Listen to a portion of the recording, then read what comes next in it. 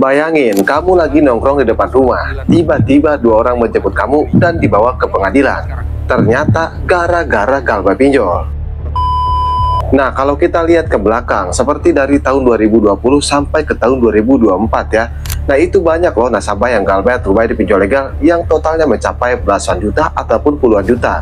Nah, yang jadi pertanyaannya, apakah dari tahun 2020 sampai 2024 itu banyak nasabah yang dibawa ke pengadilan oleh nasabah pinjam online atau oleh nasabah pinjol legal? Nah, sejauh ini mau kamu galbay puluhan juta, belasan juta dari tahun 2020 sampai 2024 ya, itu tidak ada loh nasabah yang dibawa ke pengadilan. Dan yang jadi pertanyaannya, apakah bisa di tahun 2025 ini nasabah pinjam online yang galbay belasan juta ataupun puluhan juta dibawa ke pengadilan oleh pihak pinjol? Jawabannya emang benar bisa sekali.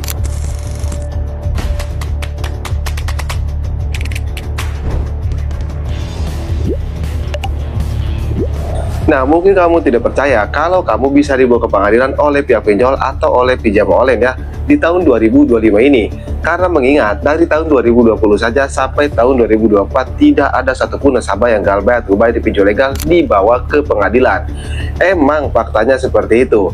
Tidak ada nasabah yang dibawa ke pengadilan dari tahun 2020 sampai tahun 2024. Tapi apakah dari dulu kita bisa dibawa ke pengadilan?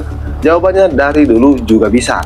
Tapi kok tidak ada satupun nasabah yang dibawa ke pengadilan? Nah, mungkin kamu bertanya seperti itu. Nah, alasannya emang cukup simpel sekali. Jadi alasannya, pihak pinjol sudah tahu. Maksudnya sudah tahu bagaimana? Mereka sudah tahu pasti kalah oleh nasabah. Maksudnya pasti kalah bagaimana, Bang? Jadi kalau pihak pinjol membawa nasabah ke pengadilan nih dan menuntut nasabah, sudah dipastikan pihak pinjol pasti kalah. Karena yang pertama, mereka banyak melanggar aturan dari pihak OJK, seperti bunga pinjaman, teror meneror, dan lain-lain. Intinya pihak pinjol itu banyak melanggar aturan-aturan dari pihak OJK. Jadi sudah dipastikan mereka pasti kalah. Dan yang kedua, penyebab pihak pinjol tidak berani membawa nasabah ke pengadilan, yaitu sudah dipastikan kalau nasabah dibawa ke pengadilan nih, sudah dipastikan nantinya si nasabah tersebut diberikan keringanan. Maksudnya diberikan keringanan bagaimana? Jadi si nasabahnya bisa membayar seberapapun ia mampu.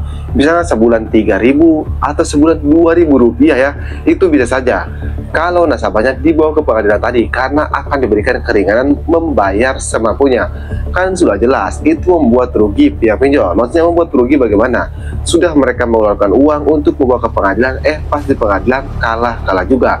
Itulah alasannya kenapa sampai saat ini ya, dari 2020 sampai 2025 tidak ada satupun pihak pinjol membawa nasabah ke pengadilan.